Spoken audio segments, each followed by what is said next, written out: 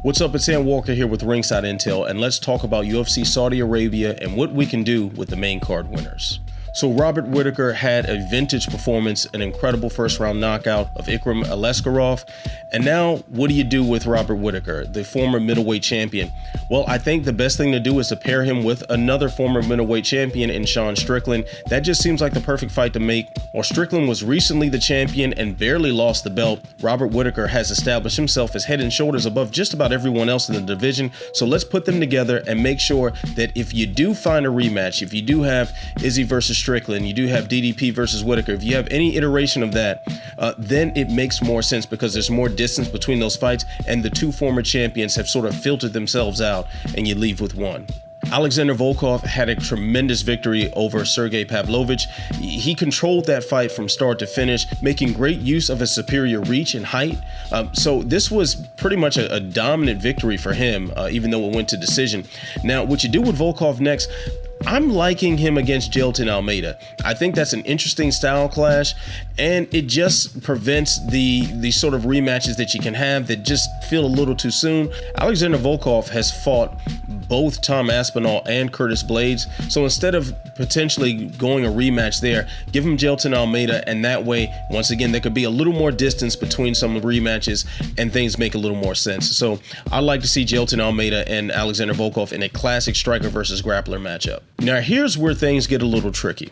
Kelvin Gastelum won against Daniel Rodriguez. Of course, this was originally supposed to be at welterweight, but as seems to be the frequent case with Kelvin Gastelum, he had trouble making weight, and this fight at the last moment was made for middleweight.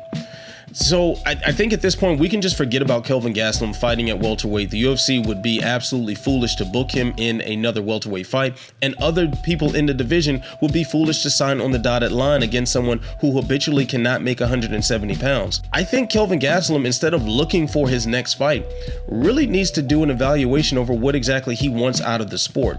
He's been a member of the UFC roster for like 11 years now, and someone with all of the talent and athletic gifts to ascend to a championship and just failed when it came to the discipline of making weight and eating appropriately ahead of his fights. Kelvin Gastelum needs to decide whether or not he still wants to do this, and if he still wants to do it, at what level. Now, if he decides to keep fighting, he obviously would have to fight at middleweight for the rest of his career. You know, I'm actually going to turn toward another main card winner, Shera the Bullet Magomedov. You know, these are two guys who I think in their own ways need a gut check. Magomedov is one of the more hyped guys that we've seen in recent memory, and so far he's just failed to deliver to the level of hype that the UFC has put behind him, and a lot of chatter on social media would suggest that he's just this world beater. If that's the case, we have yet to see it in the UFC. I think pairing him up against Gastelum makes a lot of sense from a stylistic point, and also as a good litmus test for what both men have to offer. The only problem with this strategy is that Magomedov can't really fight in the US. So if Gastelum is willing to wait for these international cards to compete, then okay, let's do it. And if not, maybe he moves on to an Eric Anders or Gerald Meerschaert. And if that's the case, then let the other guy fight Magomedov. And finally, Volkan Ozdemir had a sensational knockout win over Johnny Walker. I mean, this is now, what, 7 years or so removed from his light heavyweight title shot against Daniel Cormier. And now we're talking about him once again in that conversation. This is a very, very thin division. I think we just put him up against someone else that has a history with the UFC's light heavyweight title, and that's the former champion, Jan Blachowicz. That fight just makes a lot of sense. Once again, weeding out some of these veterans who have been around for a while and strangely enough have not faced each other.